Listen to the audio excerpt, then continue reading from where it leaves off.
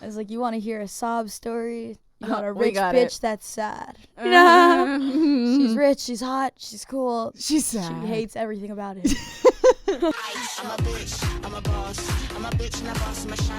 What's up, guys? Welcome to episode 6 of Bossed Up Bible. I'm Tori, I'm Caitlin. and we're about to tell you some shit, man. It's We're- about to be a real episode right here. Yeah, I was actually like really excited about when you were like, oh, we're gonna change the episode. I'm like, I have some things to say. Yeah, no, it was just we had a different topic in mind for the 6th episode, but just sitting here and like doing the 5th episode, I really feel like this is something that we need to talk about first, which is money does buy happiness, but it depends on how much you've defined what your happiness is. Dun dun dun. Dun dun dun dun. Clickbait. Anyways, so we wanted to start this story by obviously saying that, let's just say that a lot of times, or at least for me, because I grew up in a family that they put money as like the hierarchy of everything. Like money equals happiness. Like money bought this house, money buys vacations, money puts you in school, money does all these the things you like.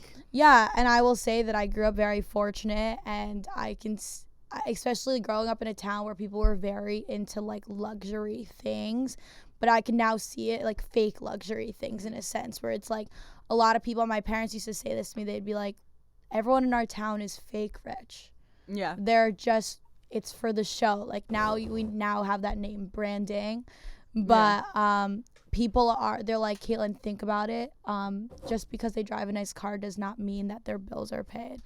And I remember because they lease a nice car doesn't mean so that it was, they are and paying that it bill on was time. funny too because like people would know the difference. Like even in my town, like that was a big thing we'd always talk about was our cars. So for example, in my high school parking lot, a lot of people, everyone that had a nice car would back their car up in the last row of the parking lot. So of course I had a BMW, right? And of course, let me preface it this way. Of course, my 17th birthday, I made my parents get me a black rim because that's what I wanted for my 17th birthday, like a little princess. Like, please get me a black rim on my Beamer. Started that trend in my town too. Everybody had they had a white car with the black rim. It's like sick anyways, but it was hilarious because I remember my dad bought my car and my sister's car. Like we had matching cars, like literally the black one and the white one. And like my parents' cars were always like that too, where they would be like the black one and the white one. The one was like his and hers, you know? And so that was like how me and my sister's BMWs were too, where they were the same car, but they were just black and white. That's and super cute, it was though. funny how Yin they and bought them too. Like they literally came home, like they told us they were getting one car, but they ended up getting 2 cars and they were the same one. You know, and they bought them. And that was a big thing in my town where people would be like, your car is souped the fuck out and your parents bought it. Like, she's really rich. Yeah. And that was the weird thing where I was sitting there like, huh? Like, what do you mean? What are your parents also telling you that, like, you're coming out and looking at me being like, they're the ones with real money. Yeah. And the rest of us, we it's have all learned. these, like... It's all learned behavior. Like, we have these cars that they look good, but, like, they're not... we don't own them. We don't own them. The motor is, you know, the basic one. Also, like, you know, like they're like, there's no GPS, like all these things. And I remember, like, at first I was like, I thought I was into cars. I guess at the time I wasn't really. You were into clout. I was into 100%. Yeah. I was into clout. You know, and into branding and how people saw you, and this is the way you wanted to be seen in your high school and in your town, and you knew that if you had this thing, you would have that type of branding around you, essentially. Yeah, so essentially I grew up with this branding that my family was very, like, the picture-perfect family, you know? Like, of course, we were the one family that we were, like, multiracial. So my mom was Asian, my dad was white. However, my dad was the doctor, you know? So when people would be like, oh, you got your smarts from your Asianness, I'm like, no, bro. You know what I mean? Like wow, way to just, you know, stereotype me. But yeah, so it'd be funny because they'd be like, oh, you're only good at math because you're Asian. And I'm like, that's fucking weird. I might just be good at math.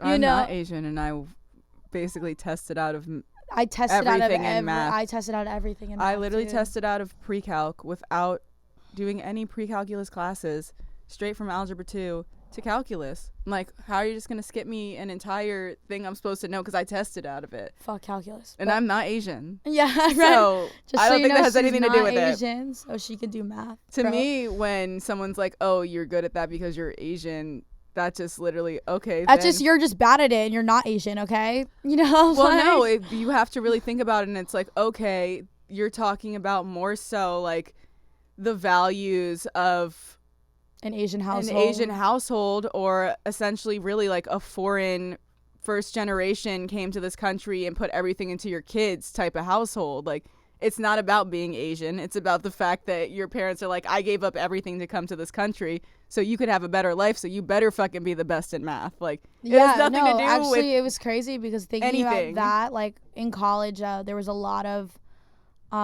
international kids that like literally you can tell that, like, so of course, like Santa Barbara was one of like the top schools by rankings of some shit. I will say I definitely got educated there, you know.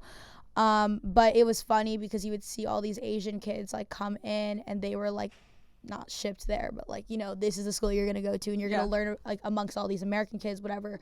You don't even speak the language, or you speak the language but it's your second language, but you're also like, I remember I was in a journalism class actually, and the kid next to me was like fully did not speak English, and he's writing that. I was like, I'm gonna be honest with you, homie, like I had a horrible time doing this too, and I speak English. Yeah.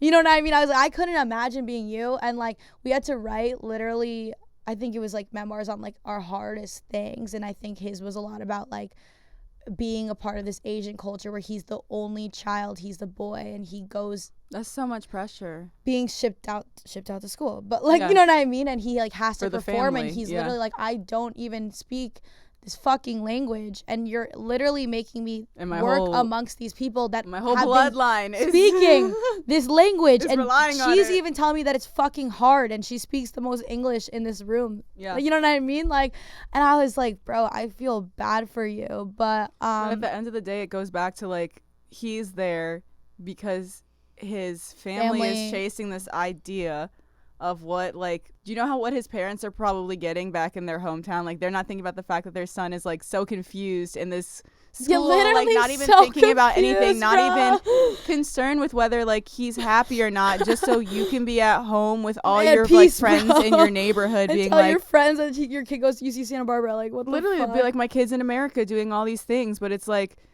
everyone needs to stop thinking about the story that they're telling people and start just asking people this one simple thing. Because ever since I've started asking people this, it's been a few years now, it's horrifying. This one question is a horrifying thing to ask people, and I don't think that it should ever be that. Are you happy?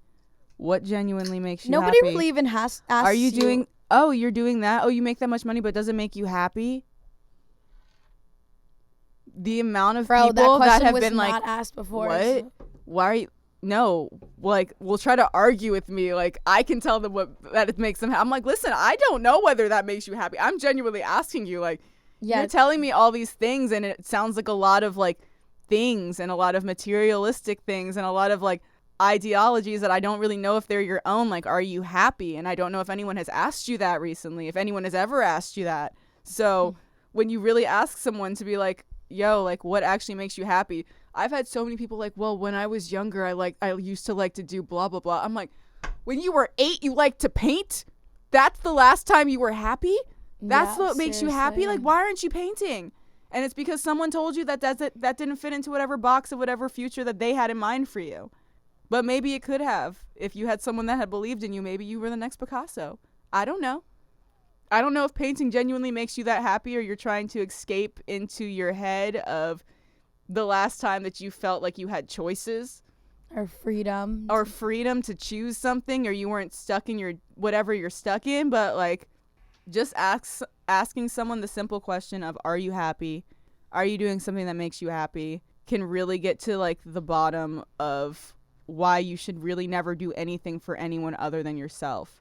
Because hurt people and healed people. If you are someone that is not happy doing what you're doing, you're going to go around and just spread your unhappiness. Literally spreading your unhappiness like a cancer. And you're going to lower your vibrations, being in energy and being in situations that you know are not where you're supposed to be.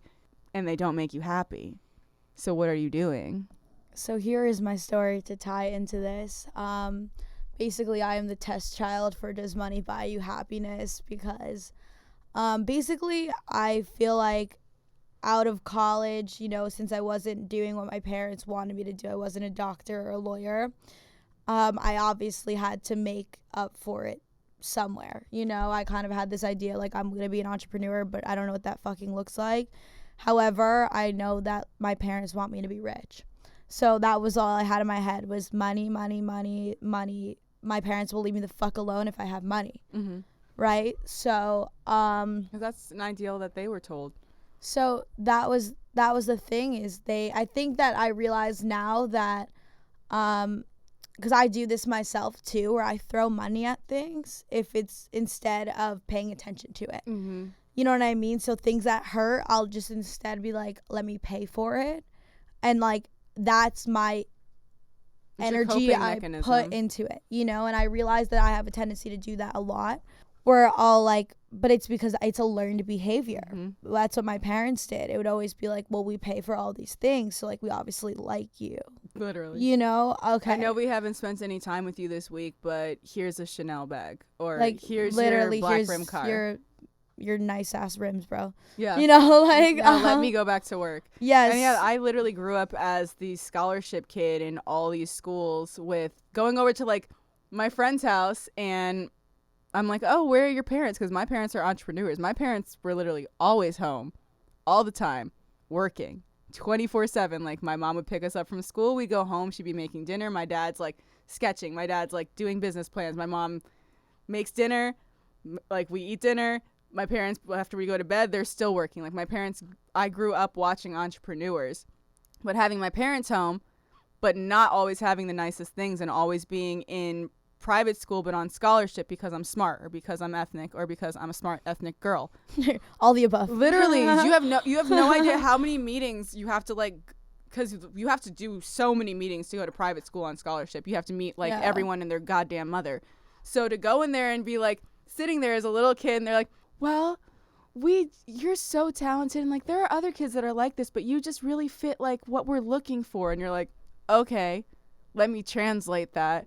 I fit into some type of demographic that you're trying to cover in the situation, and I'm smart enough to fit in. To fit in is what you're telling me. Because I don't look like anyone else here. I don't have parents like anyone else here. Like nothing other than my academic brain is the same as any of these other kids at all. And that's like literally where I was like, okay, so my parents are entrepreneurs. They do not have all this money that everyone else has. And I'm still in the same spot and I'm still being given the same like things in my life just based off of this box again that someone like says I fit in. And I would just go around to like in this private school and like you would think the way that like private school is depicted and the way that people would think like, oh, you're successful if you can go to private school type thing if you have money. Like everyone's in every society, in every class, you are always thinking about money, regardless of whether you're the lowest class or whether you're the highest class. The wealthiest people, they're still waking up thinking about how to get richer. And the poorest people are thinking about their lack of money. And the poorest people are waking up trying to figure out how to get richer. Everyone's trying to figure out how to get themselves and their bloodlines and everyone richer, but no one is really sitting there thinking like, what am I earning this money for? And if you talk to a lot of the kids of these wealthy people, their kids are so unhappy and all their kids want is, oh, well, I love coming over to your house because your mom's home and your mom actually cooks dinner and I have a nanny that picks me up from school and then we have our private chef that cooks us dinner and then my nanny tucks me in and I didn't even see my dad for the past 4 days. But sounds like my life. Yeah. But no, but I'm serious. And like you would think like it's just crazy how like each side is kind of told the story of like it's better on the other side. Like then you watch movies of like poor families and they're like, oh, but we have love. And like that's what I was always raised on. It's so like we may not have money, but we have love. So it created that disconnect in my head of like, oh, you can't have both.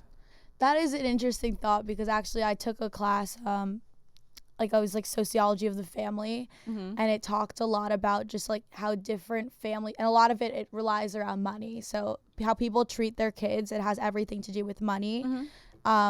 basically like the class that your family is in, a lot of times you have different normal things that you would do. Like, for example, I definitely had a lot of like upper middle class type of tendencies. When I read it in a book, I was like, that's what my life dead ass looked like. You know, I was like, I'm such an atypical, like, I was like, wait, I did class. not realize I was that normal. Like, they can write a book on what my parents did. Mm-hmm. You know, like, it basically, like, when you are raised with money, of course, these people, like my family, like, they grew up in a system. Mm-hmm. You know, my of dad's the a system doctor. teaches you to, like, stop empathy, though. So that's the thing is, I realized that how I was raised, it was very much like, okay, like, I guess my parents did a good job in the fact that they're like, you're going to be independent. Mm-hmm. You're not going to give a fuck about what people, like, basically, like, you're not taking money from a dude. Not happening. The only person that's paying for you is your dad. Or you. Literally. And it was like, that's how my family was. It was never, no one's coming to rescue you. No, like, that's a you problem, bro. And like, so that's why they kind of paved it out like that. But then they're like, here's the two solutions. Life will save you when you're a doctor. And to this day, my dad will still say, like, yo, like, you'll be taken care of. You know, you just go to the school. It sucks, but then you're taking care of the rest of your life. If you decide to play the game of life and to fit into the box, your life will be set, because that is a career that is never going away, because people will continue to get sick, and people will continue to need someone that has been educated to fix them, and that's never something that's going out of style or out of necessity. So if you are a doctor, of course your life is set, because the world is set up for people to get sick every day, to be completely honest. So basically, like, I guess, like, in my head, I just knew I really had to be something rich, really bro. strong. And I had to, like, and I had to, like, prove to my parents that, like, this dream that I was chasing, that still people to this day are like, what the fuck are you actually chasing? You know what I mean? Because they're like, you've done so many different things, and you're I get that all the time. You're good at all these different things, really, but what are you actually trying to do? And I feel like that question has been one of those funny things where I'm like, I don't fucking know, but I'm setting myself up. And that was actually my initial thought in college when I first started growing my Instagram, was I was like, I don't fucking know what the goal of all of this is. However, like, attention is attention, and attention converts, right? Yeah. You know, so basically, like, I used to, like, be like, damn, I'm such a narcissist. Like, all I want is, like, this attention, but I knew that attention would eventually convert to people caring to somewhat of a customer, you know, or anyways. So it's funny how I ended up on, I guess, how does money buy you happiness train. So I guess when I was super depressed in college, I got really, like, I went through, like, my, like, spiritual awakenings 2017, never forget. You know, basically, like, my whole life was just kind of different, and I realized, okay, if I want to escape whatever the expectation of what people want, I have to get really fucking rich. Like, that is literally it. My parents are not going to leave me alone until I'm rich. So, like, as in, like, leave me alone, as they're not going to tell me to be a doctor every day, like, until I'm rich as fuck. So I was kind of like, okay, what can make me rich, but also, like, I can live the life I want to live, you know? So I guess I always had these, like, big ass, well, I spent the whole junior and senior year of college in the library while everyone was out. I would be studying, like, how to make passive income, basically how to build every type of online business.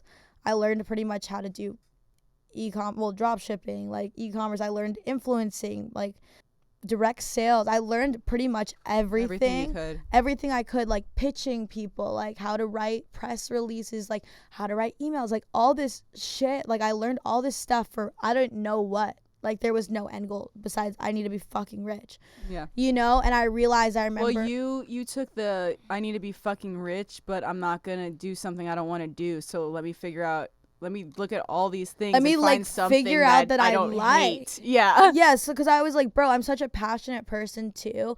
I could not imagine. I literally, like, laugh when I meet a friend, or I don't laugh. I'm like, honestly, bless you. You know, like, when I meet somebody and they're so diehard for their job, they're like, I fucking love milk, bro.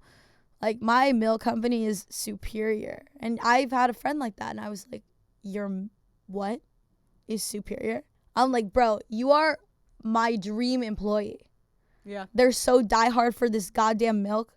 I was like, at least offer something cool. You know what I mean? Yeah. And it's just funny because now I realize I'm like, oh, people are always like, oh, I love working for you. You're so inspiring and all this stuff. And I'm like, the bar is so low. I'm showing up as myself and you're feeling some honestly, type of no way. one, it's a very hot commodity to actually be yourself, because I feel like the second you start going to school and you realize, oh, either I do fit in or I don't fit in, and either I want to fit in or I don't want to fit in, like the social experiment kind of starts of whether you can keep your like your sanity and that little kid that you naturally are, or whether you're gonna start to conform to what the people around you are saying is normal and saying what you're supposed to be doing. So it's like you either become a black sheep or you fit in the box. Yeah, that's actually hilarious. One of my art projects in high school, I did like a black swan, and I painted like the swan, and I was like, that's me. I was like, y'all are fucking just knowing weird, way bro. too young. I would just always know? like listen to like the stories and like the books. One of my favorite ones is Shel Silverstein, and it's The Missing Piece. And like it's this little piece that like travels around to different shapes throughout the whole book, and he's like, bro, you're literally gonna start crying. I will show it to you. But he goes up to all these different shapes, and they like try to make him fit, and he's like, bro, like I don't understand. Like I keep finding all these different shapes, and I'm a piece. Like I know I'm a piece, and I know this is a shape I'm supposed to fit into, but each shape that I'm like coming across is not the shape that I fit into. And by the end, like he finds his situation, but it's like there's so many books like that. That sounds like my life, bro. There's so many books like that. There was another one called Brave Irene that my grandma used to read me, and it was like this girl that like everyone was saying that she couldn't do something, and like she couldn't get this dress to like the princess, and her mom had sewn the dress all night, and she actually like trekked through the woods and got the princess this dress. Like I've just always, thankfully from my parents and my grandparents, like always been shown you don't have to fit in. And honestly, the people that don't fit in are the happiest, and the people that do fit in and start to chip away at little things of themselves that make them unique and make them special and make them stand out, that's what the real death is to me. Like conformity, because like I've never met someone that's happy usually when they're doing that shit, when you're just like adjusting yourself to make the people around you feel okay, I guess. So that's the funny thing. So that's what happened for me. Like, so basically, you know, long story short, basically Wolf blew up on OnlyFans within like the first episode that we like dropped, and my life turned upside down. Like I turned out for being just a girl with a podcast that's telling some jokes that she was doing for fun to like I now was like the face of OnlyFans. Like I was going down with all the trauma, every fucking person that said they did OnlyFans. I was now the voice of it, and I was the face of it. And I kind of was like, okay, this is interesting. You know what I mean? Because it was one of those things where I feel like I had a weird time dealing with it in a sense. It's because I was like, this is what I wanted. However, I don't know if I'm ready for the world to find out that this is what I feel. Yeah. You know what I mean? So like, I was like, because like I think about that too. Like, for example, like you have to assess really like, are you okay with people finding out that about you? Yeah.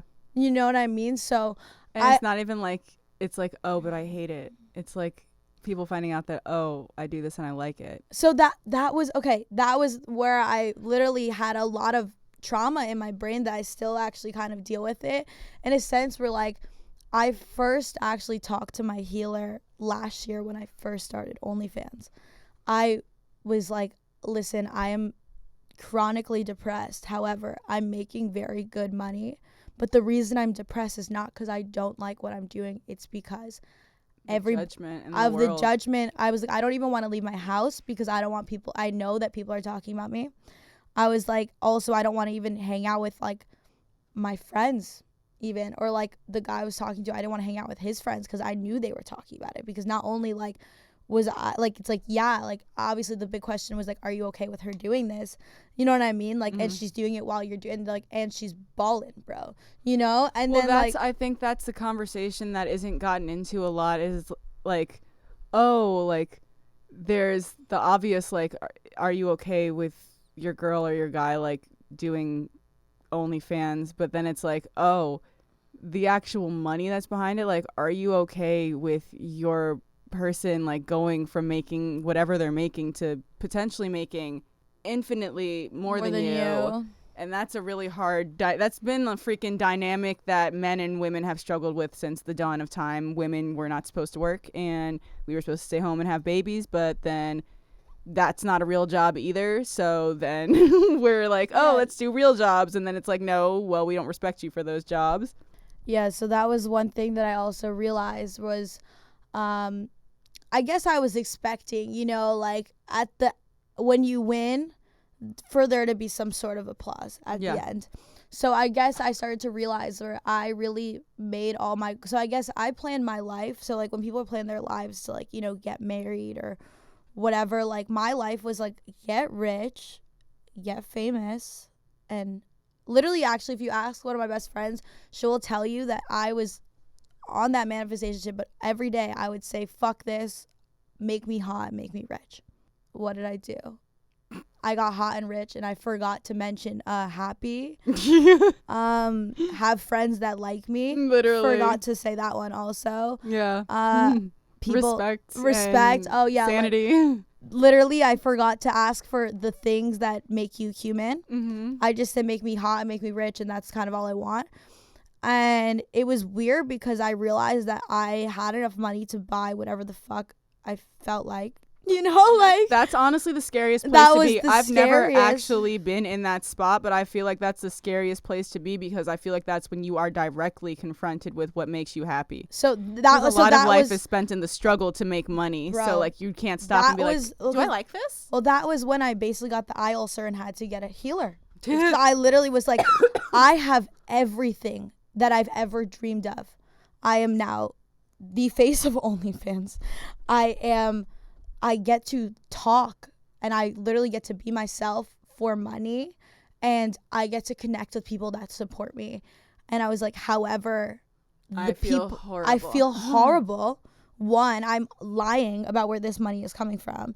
Also, I had to make money disappear. That was the other issue is because I didn't want my parents to know. So I was making money just blow off. So I was spending it on shit because I was like, if I have it, they're going to see it and they're going to be like, where the fuck did this money come from? Because it was a lot of money coming in my account, like by the day, by the week, you know, all of a sudden. And I was lying and I felt it sucked. And I remember when I broke down and like when my parents actually found out about my OnlyFans, you know, like after I told them a billion times, they just didn't hear it, you know, because that's not what they wanted to hear. You were wrapping it up in a way that they could digest it, which was I do a podcast. But I told them initially before the podcast, I was like, I sell exclusive content, like, and I talk to people and people pay for me.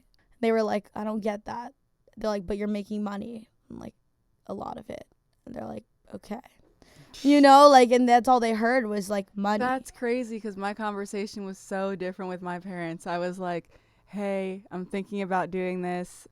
I've always been very body positive, like blah, blah, blah. Like I see it as a way to do my art without restrictions, XYZ. My parents are like, we love you and support whatever you do. Just know like the connotation that is in the world about that. And if you're prepared to take that on, then go ahead, do it. We support you, but it's definitely still in the taboo realm. But I also like grew up watching Madonna with my parents who like has always pushed the envelope. Like my parents are artists at the end of the day and art has always pushed the envelope.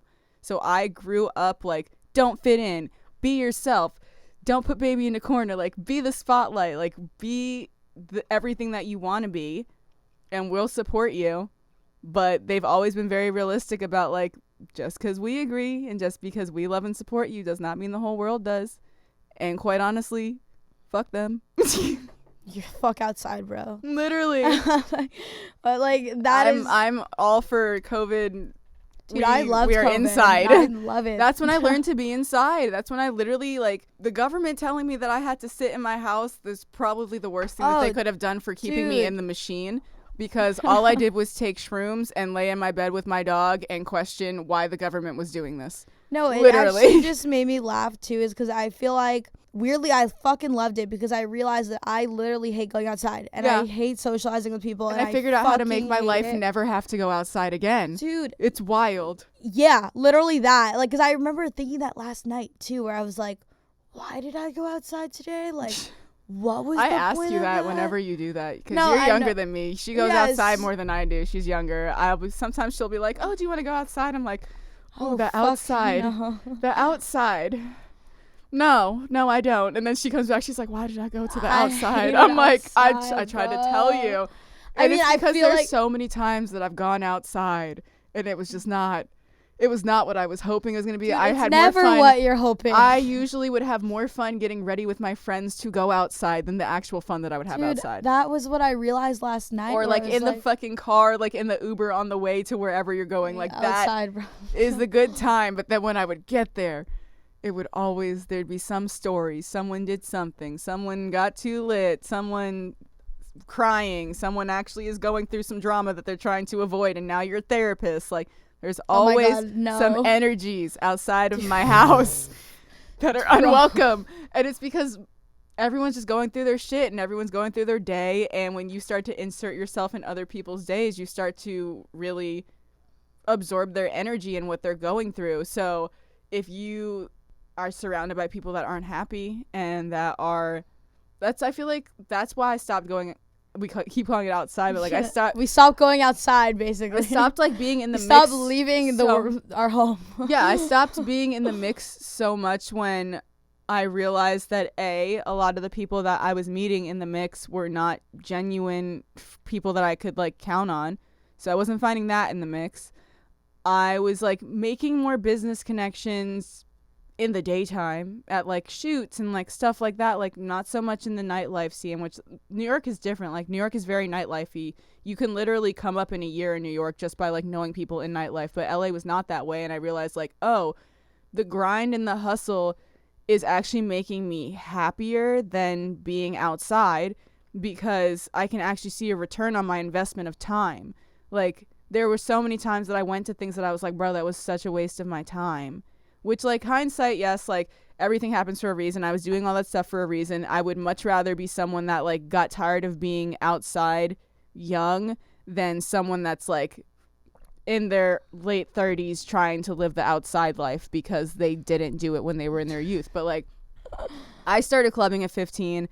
The outside world was opened up to me way too young and way too quickly and way too abundantly that I very much didn't respect it, and then I overused it as most kids do with anything. That's why you're not supposed to be in the club at 15, 16, 17 years old because you have no you have no freaking barriers, and you should not be partying drunk with adults that do have barriers and are smarter than you. I think about that all the time because I used to do the same thing. Bro, that's when I had to stop. I would start going to the club and I would go sober because I was working at this point. I was a club promoter. I had realized, okay, if I'm going to go to the club, you're not making money off of me anymore. Me bringing my friends, I'm making the money. But then you're like, wait, now I'm in the club sober with like old men that are spending all this money to be around like 16-year-old drunk girls. Like that's so fucked.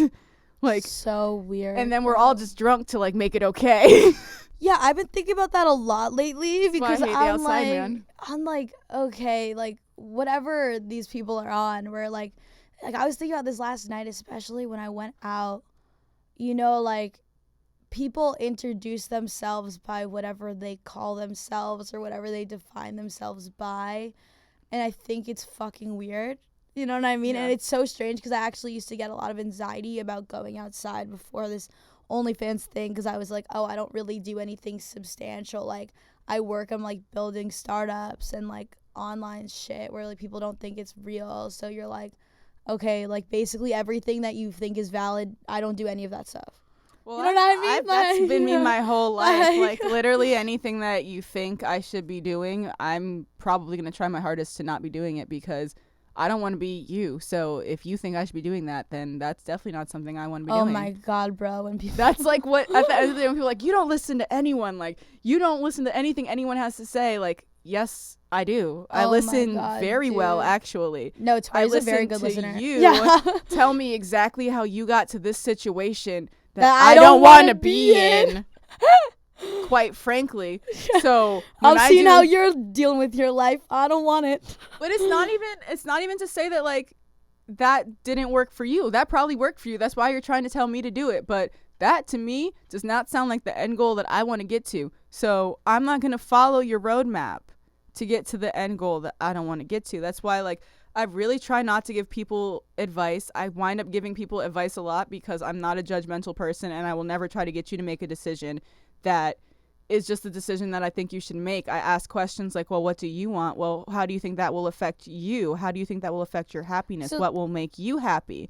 And that's how I kind of wind up like being the person that people lean on and rely on, because I'm asking questions that no one else is asking. No, because I guess I'll bring this back to like, I guess the OnlyFans thing, because it's just very relatable. Me and Tori get a lot of questions. A lot of times people are always like, oh, like, I don't know, like, I want to do OnlyFans. Like, I would make a lot of money. It's never a personal limitation. It's always like, but someone will think this and someone will think that, or someone. I'm like, that's you, bro.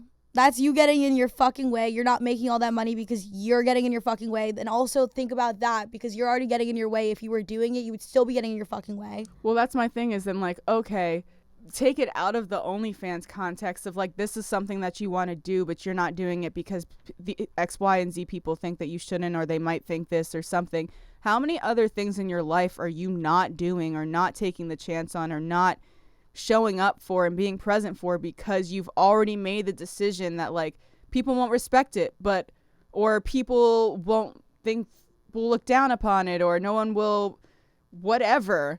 No, actually, it's funny that you. What else are you holding yourself back from? Like, going back to asking people like what makes you happy thing. I feel like recently, I guess it's because I've spent more time inside. You know, I've spent more time inside. You're inside. You have to really sit with yourself and figure out like, how do I make myself happy without stimulation? And so that was the thing, is I have a lot of times people text me about like, oh, like, should I do this business move? A lot of people run their business moves by me, right? And I know a lot of people try to imitate my business moves, you know, and they will be like, does this sound right to you? And I go, listen, in the kindest way possible, do you want to have a podcast? Because you have to show up every week and talk, and like people have to listen to you. Yeah. And so that means you have to have something worth saying and something worth for people to stick around. Also, you have to like it. And at the end of the day, I'm like, it's a lot of fucking work. You have to market it. You have to be that brand. Like, also, like, people don't realize that, like, when you're talking a lot like this, like, we're not filtered. But that means that people are going to think, like, people can take things out of context and be like, she said that money does not buy her. She's an ungrateful fuck. Wait, no, they're stupid. They said that money does buy them happiness, but then they said that money doesn't buy happiness.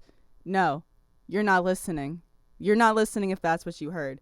Money buys happiness, but you have to define what your happiness is, so you can then have the freedom to either buy it or buy the things that you need to be able to do it. Like, okay, money does buy happiness if your happiness is traveling, and then you make enough money to be able to travel whenever you want, wherever you want, in whatever class you want. Yeah, so that might be happiness to you, but not everyone. I had to recently kind of redefine this. I've been working on this, I guess, for the past, like, 6 months probably, like redefining like what happiness means to me, because I started doing spiritual healing like around 6 months ago when my life just fucking crashed before me. And it was the weirdest thing, because from an outside perspective, I was fully winning. I was making all this money. I was like the most recognized face you could fucking see, like of like OnlyFans world, you know. And everybody like respected me for what I was doing. And also, I guess I was, you know, speaking for a whole community. Well, it's also crazy that you were the face of essentially like a secret society. It's like being the face of like the Illuminati, I guess. Like if you're in it, like everyone respects you and everyone's like, oh my God, that's the girl that does blah, blah, blah. But the second you like step outside of it, where no one wants to talk about the fact that they do OnlyFans or that they're on it, and then you're like, that's what it's so weird, because actually I've had to explain this to my parents like a billion times, where I'm like, okay, listen. You're like, how do I explain that I'm with like the top influencers literally that you all think are like these clouded people, like, or we're followed by the same amount of people on this one platform that no one wants to talk about that they're on. Yeah, so I was like, and also like now realizing obviously OnlyFans has no algorithm, like my thoughts can continuously be seen by the people that follow me by choice. So it's actually the best platform to probably have a following on in general, because, you know, people are seeing 100% of your content if they're fucking looking. You know? It's also people that have decided like they're your fans. That's the other thing. Genuinely. They decided that they're your fans. You know? I get the least amount of hate on my OnlyFans. Oh, I don't get any hate. People that they decided that they like me and they want to support what I do. And I honestly wish that is something that carried over to other platforms. Like, why are you following, I call it like the hate follow. Like, why are you following someone that you don't like, that's doing things that you don't want to see, that you don't agree with, and you're on there every day, like, getting mad about it and, like, sending it to other people? Why? I remember before I moved to LA, literally, I remember this one girl specifically bringing up, like, this one influencer being like, like, I hate everything she does. I'm like, literally, what the fuck does she have to do with you, bro? You don't matter to her. She doesn't fucking know you. And she never will know you, especially with that fucking attitude. Well, there's a couple questions you have to ask. And it's like, these people, anyone really, it doesn't even have to be an influencer, people even in your everyday life, like, if you have a problem with someone and you don't bring it to them, then what do you actually have a problem with? I don't consider that a problem, to be completely honest. If you have a problem with me and you don't bring it to me, that's not my problem. That's your problem that you don't even want to address with me. Yeah. Why? Doesn't make any sense. But a lot of times people will kind of like put their problems that they have in their life and that they're going through onto you. And that's, I feel like, one of the biggest parts of spiritual healing that people need to get into is like really learning, like, it's not about you. Nothing is about you except about you. Your own internal, like, subconscious monologue. And that's usually just a fucking splintering shell of how you were raised and your traumas and what you've recovered from and what you haven't recovered from. I think this is a big thing. I remember I was thinking about this last night when I was, like, super high, right? That's the best time when you're high. The best time, bro. To think about shit. So I was thinking about it. I was like, you know, life is so stupid. It's filled with all this fucking noise. And it's filled with all this noise, so people get distracted. And that's why I feel like recently I've been, like, very, like, my healer keeps telling me, like, flow, Caitlin, flow. Like, he's like, you think those people were thinking about clout? They were thinking about flow. They were thinking about what makes them happy, and they were doing what makes them happy, and it just happened to get the money and fame. They were not thinking. Well, that's how you don't crash and burn. Like, the people that you see that make a lot of money really quickly and then they disappear, they lose all their money, it's because that was what their focus was making the money. Like, at the end of the day, I've always said this, like, I would rather scrub toilets with my toothbrush than, like, work for something that I didn't believe in. I would rather be homeless and broke and living in squalor than like be unhappy. Then go outside. Because I feel like you can be just as happy in an ivory tower as you can be in a 4-wall shack, and it all just depends on who's around you and the outlook that you have on life. Because at the end of the day, every movie that we've watched, the super wealthy person finds the super not wealthy person who has the good head on them about life and what the fuck is actually up, and they completely change the way they see things. And now they have empathy again, and now they're not just the corporate robot. Like, you've seen this archetype happen so many times in TV shows and movies, is like, they're showing you that there's a system. They're showing you that there's a way to be in the system and to operate and move in it and live a very complacent, average life. And that is enough for a lot of people. But I feel like those are genuinely the people that haven't asked themselves, does this make me happy? And if you really analyze your life and you get down to it, if that's what makes you happy, then fucking do it. Then live that dream. Then fucking, that is your milk company and you are an employee and you fucking love that company. Milk, bro. But what I have just always been is a person that I just want to make sure that you don't love milk because your dad was a dairy farmer and you grew up around milk, and he made it known that if you didn't work in milk, you would be outcasted from your family. Literally. And your whole life would be a shit show. Like, I want to make sure that you love milk and not that you are clinging to this idea that milk will give you something. Happiness. Yeah. Because a lot of people just want their parents to be proud of them at the end of the day. No, because that was as the cringy thing. as it sounds, and as like that's fucked up as it is, at the end of the day, you just want the people that you respect to respect you, and you want your parents to be proud of you, and that creates a lot of mental torture for No, that yourself. was the biggest torture of my life when I had to admit to my parents, like, I was like, I am literally a goat in my world. You know, like, regardless of how much you respect it or don't respect it, I am yes, this. I am the person. You know what I mean? Like, and it was like a weird thing to say, where it's like, you know, you look at the president, he's the person for, you know what I mean? For the like country. For the country, you know, or like whatever, any expert of any field, I was like, I am the person for that. So yeah. if you doubt on me for this, how the fuck is the person supposed to react when I am also dealing with the same backlash? You know what I mean? Yeah. Like, so I kind of had to say to my parents, where I was like, listen, guys, I don't know what you think, but at the end of the day, think about this. I believed in something so much that I was willing to go down with the whole movement. Yeah. I was like, I am not. And I was like, clearly you have a passionate fucking kid, because she found this space where clearly it was, I mean, I think that, well, like, you found a space where you didn't have to be put in a box, and you could create your own So own world, I essentially. And all we realized want it to was- do is create our own reality, so which that is was possible. that was the thing, is I realized it was so not tapped into yet, and the way we wanted it to. And I feel like I kind of also, by, you know, being a part of the space and pushing podcasts or vlogs or whatever, it definitely pushed that direction for creators to be more open and vulnerable and talk about things that they actually fucking care about. Because you know what, like, OnlyFans, these people are supposed to be your fans, and it's crazy because now I'm realizing I have actual Fans. fucking fans that, like, literally give a shit about me and what I do. And it's so funny too, a lot of my fans recognize how hard I work. Yeah. They're like, you are the goat, like, I don't know, like whatever.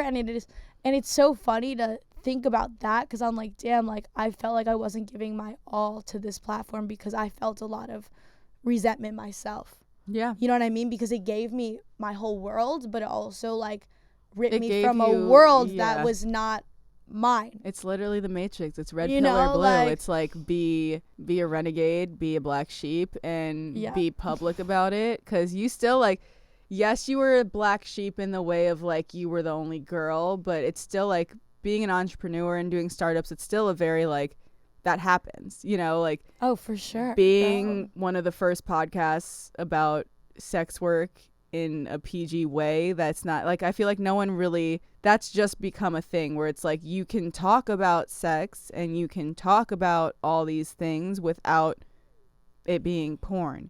And I feel like that's, like, one of the things that, again, our society has fucked us up with mentally, is like, why can I go to a PG-13 movie and watch someone get their head blown off, but if there's a makeout scene, anything further than making out, it's now R-rated?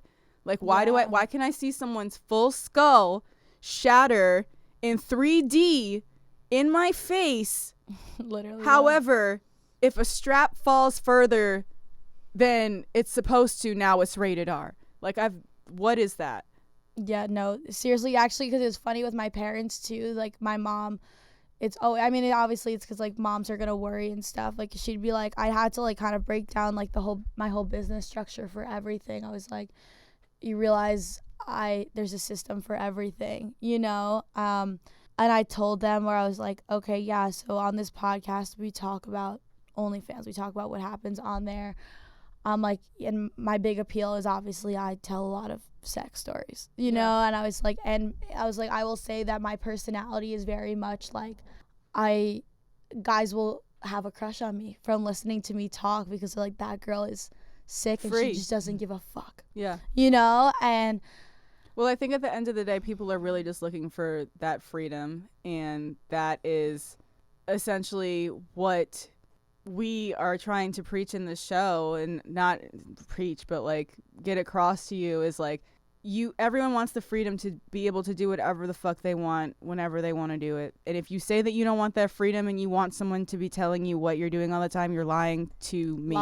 You're lying. Like, if I told you right now, quit your job and you're going to still get the same amount of money and you can do whatever the fuck you want, you mean to tell me you're still going to go to work every day? Like, no, you're not going to do that. So at the end of the day, find what makes you happy.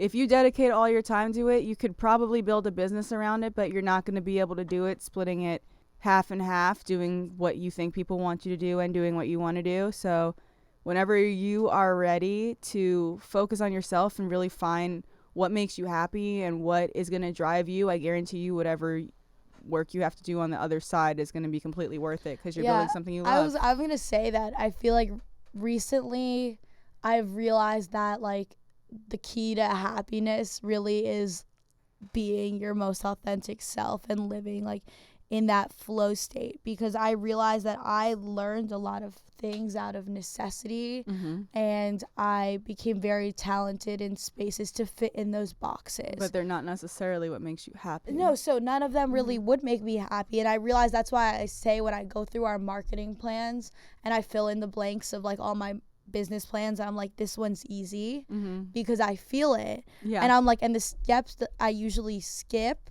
are things I'm excited to do because I actually am diehard for this business, opposed to other businesses where I'm like, yeah, that's not important, but I didn't see that it was important because I was not sold on it myself. Well, I feel like for both of us, especially with this podcast, we created something that we wish that we had 100%. When we were growing up, that there wasn't just someone saying like, oh, you have to look like this and do this thing, or you're a smart girl. Like there really wasn't that role model. Like you either saw the girl that like studied really well in school and then someone gave her a makeover, but that wasn't really how she is, and then she she put the glasses back on and like put her hair back in a ponytail and like dead ass, and was happy again, like because she didn't want to be glowed up, like or you have the girl that like she glows up and she starts acting like a bitch, and she has to have this whole like coming to where like her friends are like, you're not acting like you were, and she's like, I'm sorry, I like changed, I glowed up, and it's like, why does she have to, why are we associating like being a bitch with glowing up? No, it's actually funny that you say it like that, is because I realized like at the end of the day, like I didn't understand this concept for a very long time, you know, like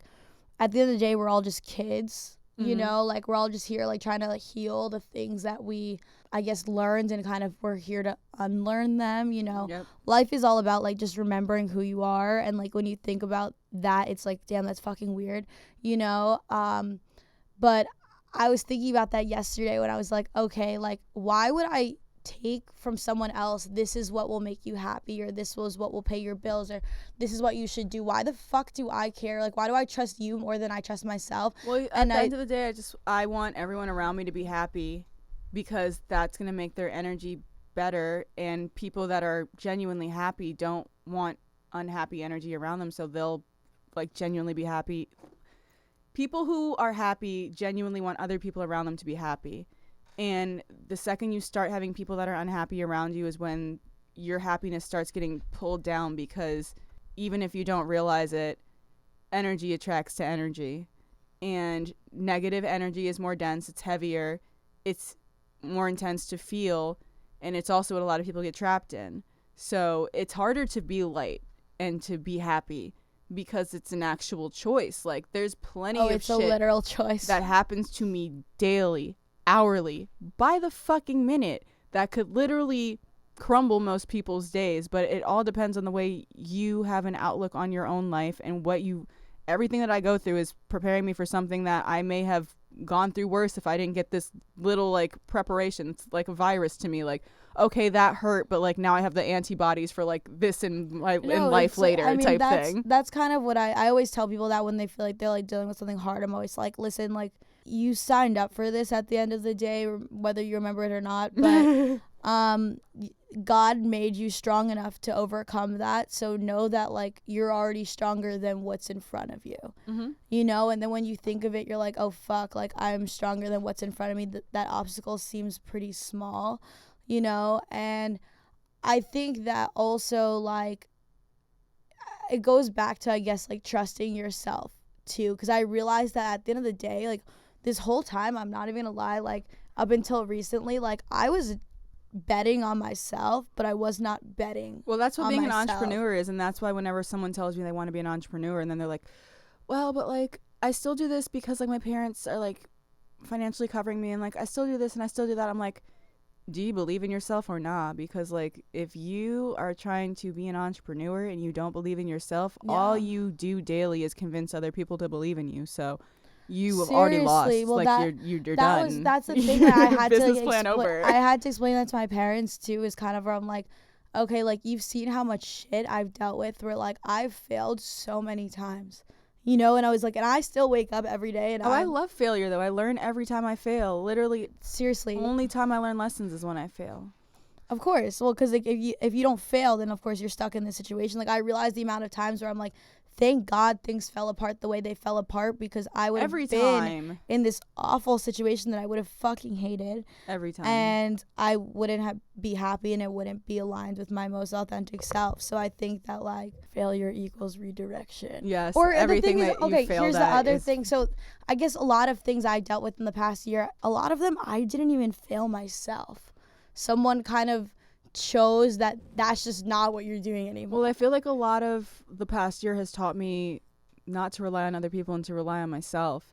And I feel like that's how we kind of found each other, is like, we are not relying on the other one Fuck those at people, all. honestly. Like, there are days where Caitlin is more on top of it, and there are days that I'm more on top of it. And never on the days that I'm more on top of it do I look at her like, bro, what are you doing today? And she never looks at me on the days that she's more on top of it like, bro, what are you doing today? No, that's what I like love about our relationship too, is we're like, okay, we're both humaning. Yes. Homie, it's hard out here. It's bro. We are I am just a person living the human experience, and sometimes it is too intense for my spirit that is trapped in this body. Yeah, so I gotta go somewhere else mentally. But I can't be thinking of, like, you will not get the best version of me if you don't let me go through this, whatever I'm going through, and get back to myself. That's the thing, is like I feel like well, I mean, as you can tell, I'm on this spiritual path, and so is Tori, but that's why I feel like we get each other too, is because like this week, for example, I came to LA, literally got sick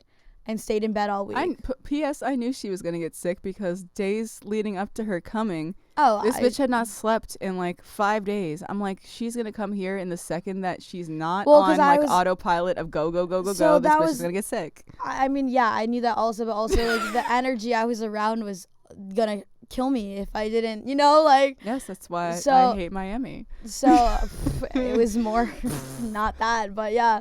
But I was gonna say that it was just one of those things where I was dealing with, being a human. I guess honestly, I will say that a lot of my past few months is me learning how to be a regular person. Yeah. Which is so dumb, bro. But like, think about this. Like, I've been on autopilot for the past year. Like, all I was trained to do was make money, and my goals have been make money. And then I made all this money, and I was like, wait, I fucking hate it here. And I'm lonely, and people hate me. You know what I mean? Yeah. And I was like, and also I haven't checked on my friends. I'm like, how's the past 6 months been? I've watched, because OnlyFans, like, we keep going back to it, but it's like, it's the quickest way I've seen people making no money just be making a whole bunch of money really, really quickly. And a lot of times when you have to work for something over time to like get raises, and like someone else is in charge of your income like that, you don't get like shell shocked as much as going from like, there's $1,000 in my bank account to like, there's $100,000 in my bank account. And what do I do with that? And who is still my actual genuine friend? Because all the people and everything that my life was set up around that we are all like-minded, because you gravitate towards people who you're the same as. That was the thing too, is it was funny because I mean, a lot of people were like, don't do that to yourself, like, but then I made it like I was the person, and then all of a sudden they're like, how'd you do it? Mm-hmm. But also this new life you're living is fucking great. Like, maybe I just come stay in your apartment and like live with you basically, and you're like, but still like, wait, what? Like, I did still not judge how you do. Yeah, like how you do what you do. The worst, bro. I can't So when people. You don't like what I do. Then don't talk to me then. But honestly. And you don't respect how I'm making my money, but you still want to come enjoy the things that my money makes me, and you want to spend my money while not respecting me. That is the mindfuck of it all. But I'm like, I'm not a parent yet, so, and I did not sign up for that. But but yeah, no, it's just one of those things where I feel like I've dealt with that a lot this past year, and I think like also I numbed a lot of my emotions for like a very long time, I guess my whole life probably. But like I had to learn to like get in touch with who I am and like what I feel, and even checking up on myself, like, are you good? girl, you know? And it was one of those things where like it was weird because also like I had all this stuff and then I basically told people, I was like, oh well, it's just not making me happy, so I'm gonna like take Not a do break. any of it, yeah. And also that was the thing, is then it was weird when like, for example, we stopped doing Woof, it affected for some reason everybody around me. I was like, what do you mean? They're like, no, you have to keep doing the podcast. And I go, for who? Yeah. And then all of a sudden You're it was like, but it's not making me happy. you're like, and they're I like, what do fucking you mean? hate it though. You know? And they were like, and it was, that was the weird thing. It was like people would be like, so what is it that makes you happy then? And I was like, I don't know. I don't know. That's why I had to find out. I have to stop doing this because if I keep doing this, I'm going to be unhappy. I'm going to keep getting rich. further away from happiness, and I'm just going to be rich.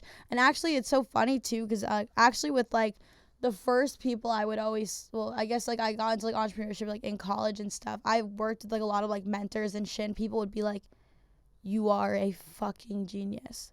You could be so rich. You just don't want to be. And I, at the time, I knew I had a lot of like, I would buy drugs or like I'd go party. You know what I mean? You just applied yourself. I've seen the way that you are with things that you're passionate about. If you would just apply yourself to this in that way, I'm like, I'm not passionate about this shit though. That's why you don't see that spark in my eyes. That's why I don't want to do it. I think that, well, that was the thing, is I realized that the thing, like I would make excuses for why I wouldn't want to make money doing that. But I realized I was like, I don't want to do that. I don't want to do that. So I get it. I would be good at it. However, great. You need to normalize saying, I just don't want to do that. Dude, actually, and not having to explain, I don't want to do that. So that's, no, I don't. Actually, it's so funny because actually I was thinking that yesterday when I was out, because this guy was trying to press this guy on me, and I literally go, I don't want it. And he goes, you just said I don't want it. Like, he was so offended. I was like, I don't care who you are. I don't fucking want you. I don't care. You don't need to show me an Instagram profile. You don't need to show me the verified check mark. I don't give a fuck who you are. Well, I feel like a lot of people run around not really knowing what they want, and it kind of changes on a whim and just like depends on who they're around, when at the end of the day, like, you should know what you want as a person. So then when you have someone that actually really knows what they want and they're telling you yes or no, you can get kind of offended because you're like, how do you know? Like, I don't even know what I want. You know what you want? Like, I didn't even decide if I want to date you yet. You're like, oh, that's fine because I already decided completely that I'm not interested in you. Yeah, dude. Oh my God. I literally was like, I have a boyfriend. And the guy's like, no, you don't. This is my friend. And I was like, yes, what I do. The fuck my are boyfriend's you? name is the Bossed Up Bible. Like, I was like, what the fuck does this have to do with you, bro? I don't want to meet your friend. I don't care who he is. It could be God. If it was God, different story. But like, you know what I was like? You're like, but I know there's a dude in front of my face. So that is all I got. I'm not interested. Yeah, literally. And I was like, why do I have to explain why I'm not interested? And it was just so weird. Also, here's one more thing about the outside, I guess. But I realized this yesterday when I was out. Like, when she was outside? When I was outside. I was at the club, bro. Oh, and she was really outside. I was outside. And I was at the highlight room. In the streets. And it was fucking hilarious because I don't know what it was. I was like, I feel like I now know this, now that I have this energy where my face says literally talk to me. I don't know why. I do not look friendly though, okay? And it was funny because of course somebody, like every fucking table was like, you are, come hang out with us. And it was like always directed toward me, come hang out with us. And so all of a sudden I've been at every fucking table in this club.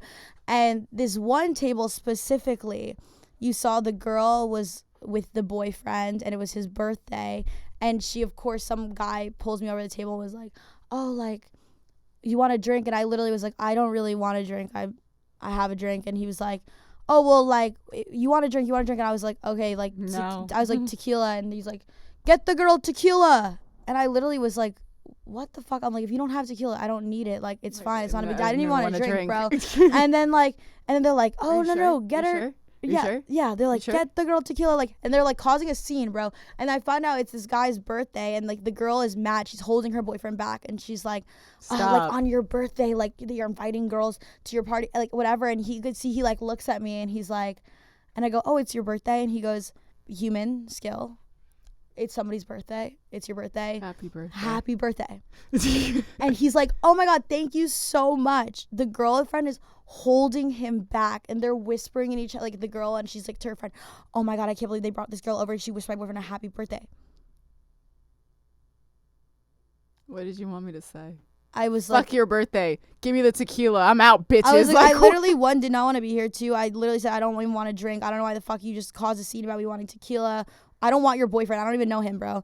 I'm like, it just happens to be his birthday. Human decency. I'm going to let him know. Happy birthday. Whatever. Wasn't that deep. I don't know. But that's the shit when you have to really stop and think, like, is this girl happy? Is he happy? Dude, this happened to me in Miami, too, actually. At like the club?